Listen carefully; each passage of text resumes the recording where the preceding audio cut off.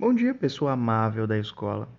Quando pensamos no Maquiavel, logo nos vem à mente uma pessoa esperta, porém muito egoísta, enganosa, falsa mesmo. O maquiavélico é apenas a definição de um governante eficiente e capaz. Isso não quer dizer que Maquiavel em si era maquiavélico. Faz algum sentido? Tá, mas por que eu preciso saber quem é esse cara? Ele escreveu o livro mais importante da política, O Príncipe, com o objetivo de ensinar um jovem príncipe a como governar o seu futuro reino. E foi o primeiro a pensar na política como ela realmente era. Em vez de ficar dizendo coisas como tem que fazer isso, tem que fazer aquilo, para alcançar uma sociedade perfeita, ele provavelmente disse algo mais como a vida é dura, mas minha pique é mais. Então mostrou ao mundo como se faz, no quesito botar para sentar. E isso exige que você tenha poder sobre quem for sentar. Ou seja, tu tem que convencer a pessoa a querer sentar para você. Já um político, no caso o príncipe, precisa convencer muitas pessoas a se fuderem por ele. Então, nesse livro, ele ensinava como o príncipe poderia convencer mais pessoas a sentar por ele, e por mais tempo. Pois o tempo de regência é mais importante do que o tamanho do seu castelo. Infelizmente, ele não pôde dizer com essas palavras. Mas se falasse, teríamos um mundo muito mais divertido. E provavelmente as pessoas iriam gostar muito mais de política. Ele foi tão bom em dizer o óbvio que um monte de nego durante anos debateram sobre o que ele disse. Essas pessoas eram do movimento realismo político. Certeza que o seu chefe já mencionou alguma frase dele, tipo, os fins justificam os meios, tentando justificar alguma atrocidade que ele fez na empresa, como reduzir o salário de alguém, demitindo, ou só obrigando que todo mundo faça 1000 tarefas além do que estava no contrato.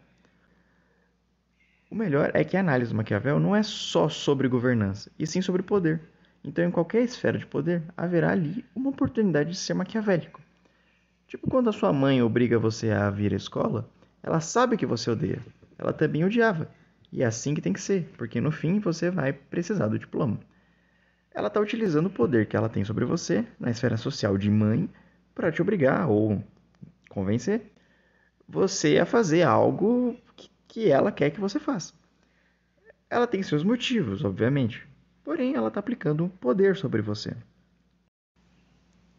Já no quinto capítulo do livro, Maquiavel diz sobre uma maneira de dominar uma região, onde o seu poder não está legitimado.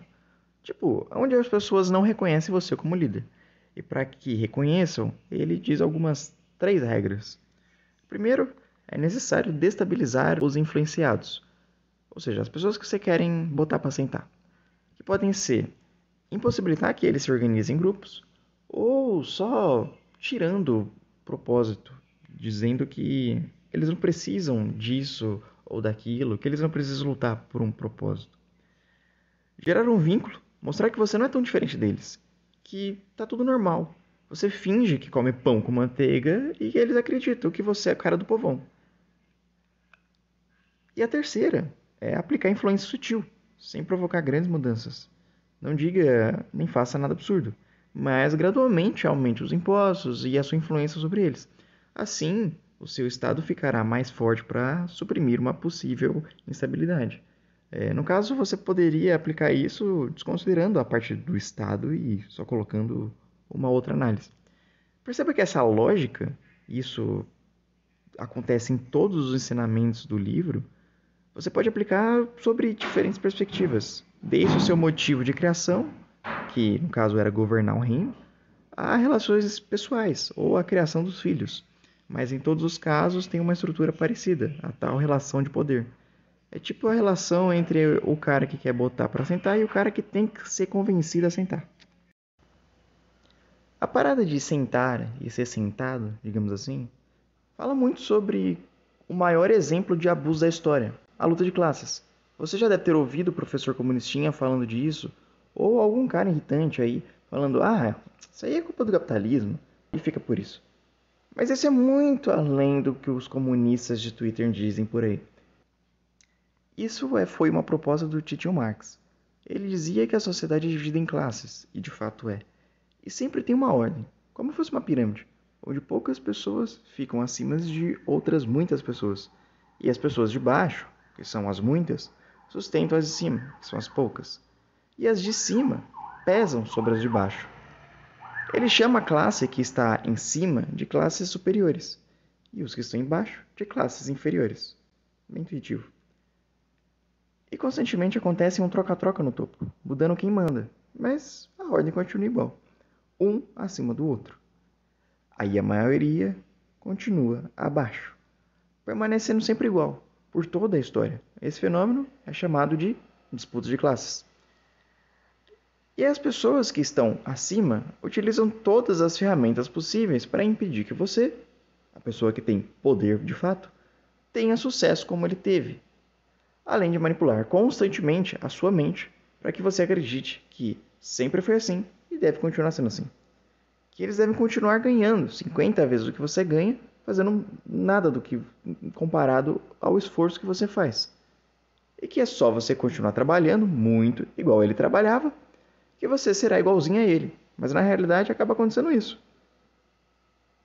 Conclusão. Existem diversas maneiras de manipulação. E todos os manipuladores leram e aprenderam com Maquiavel, com toda certeza.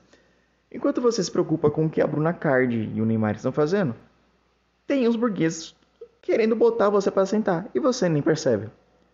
Eu tô ali. Eu tô ligado que você quer coringar sempre que você pensa sobre política. Porque você percebe que não tem muito o que você fazer. Porém, isso é proposital. Tem algum arrombado botando isso na sua cabeça, falando que você não tem poder nenhum sobre isso. E que só tem que aceitar. Enquanto ele fica botando você para sentar e rebolar diariamente. E você fica tentando se distrair o tempo todo. Só para aguentar essa fodelança sem prazer nenhum. Enquanto você fica pensando, ah, isso. Ela partiu e nunca mais voltou.